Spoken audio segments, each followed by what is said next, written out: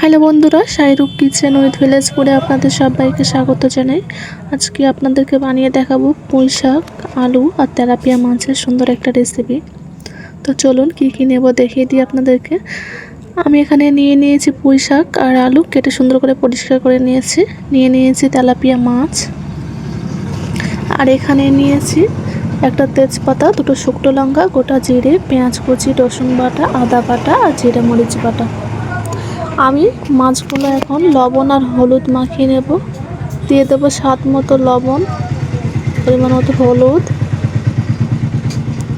আমি নুন হলুদ মাখিয়ে নিলাম মাছটাকে।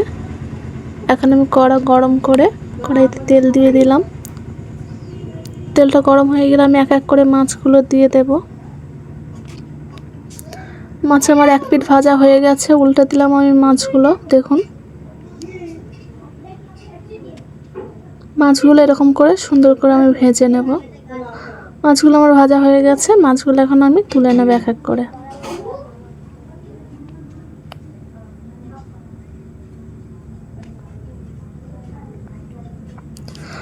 আবারও কড়াইতে যা তেল আছে ওই তেলে আমি বাকি মাছগুলো দিয়ে ভেজে তুলে নেব।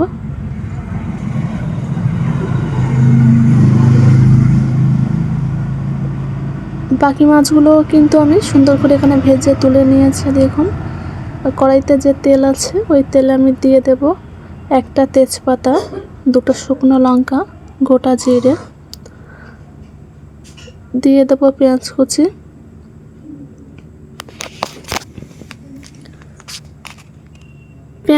দিয়ে আমি একদম লাল লাল করে ভেজে নেব। পেঁয়াজ আমি এখানে দেখুন লাল লাল করে কিন্তু ভেজে নিয়েছি পেঁয়াজ। দিয়ে দেবো এবারে রসুন বাটা। আমি এখানে রসুন বাটা দিয়ে দিলাম। দিয়ে দেবো আদা বাটা। দিয়ে দিলাম। আদা রসুনের একটু গন্ধটা চলে গেলে দিয়ে দেব আমি কেটে রাখা পুঁই শাকগুলো। দেওয়ার পর আমি দিয়ে একবার নাড়াচাড়া করে দিয়ে দেব স্বাদ মতো লবণ। আমি এখানে লবণটা দিয়ে দিলাম। দিয়ে আমি নাড়তে থাকবো। পুঁই শাকটা কিন্তু একদম কমে আসছে দেখুন। এ পর্যায়ে আমি দিয়ে দেব জিরে আর মরিচ আমি এখানে বেটে রেখে দিয়েছিলাম, সেই জিরে মরিচ বাটাটা আমি দিয়ে দেব। জিরে মরিচ বাটা দিয়ে একটু নাড়াচাড়া করে আমি দিয়ে দেব লঙ্কা, হলুদ আর ধনিয়া গুঁড়ো। দেখুন এই মশলাগুলো দিয়ে ভালো করে পুঁই শাক কষিয়ে নেব। দিয়ে দেব সামান্য একটু জল। জলটা কিন্তু আমি এখানে দিয়ে দিলাম।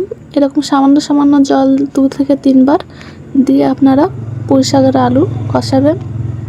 তাতে করে পুঁই শাকের গন্ধটা থাকবে না, গন্ধটা চলে যাবে। যেহেতু পুঁই শাকের একটা গন্ধ আছে, আমি কিন্তু এখানে সুন্দর মতো কষিয়ে নিয়েছি দেখুন। এবার আমি পরিমাণ মতো জলটা দিয়ে দেব। পরিমাণ মতো জলটা কিন্তু আমি এখানে দিয়ে দিয়েছি। আমি এখন জলটা ফুটতে দেব। আমার কিন্তু ফুটে গেছে জলটা। এই পর্যায়ে আমি এক এক করে মাছগুলো দিয়ে দেব। আমি কিন্তু মাছগুলো এক এক করে দিয়ে দিলাম। আমি এখন ঢাকনা দিয়ে কিছুক্ষণ তরকারিটা হতে দেব।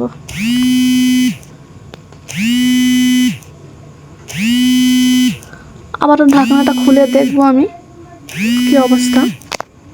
তো দেখুন ঝোলটা কিন্তু একদম মরে এসছে, অনেকটা কমে গেছে ঝোল। আর বেশি ঝোল রাখবো না পুঁই শাকের তরকারিতে। আমি এই পর্যায়ে নামিয়ে নেব। দেখুন তো আমি কিন্তু নামিয়ে নিলাম পুঁই শাকের তরকারিটা। খেতে কিন্তু দুর্দান্ত হয়, অবশ্যই বাড়িতে একবার ট্রাই করবেন। ভিডিওটি ভালো লাগলে অবশ্যই লাইক করবেন। আর এরকম নতুন ভিডিও পেতে অবশ্যই চ্যানেলটি সাবস্ক্রাইব করে রাখবেন। আর এই রেসিপিটি বাড়িতে বানাবেন একবার, অবশ্যই ভালো লাগবে আশা করি।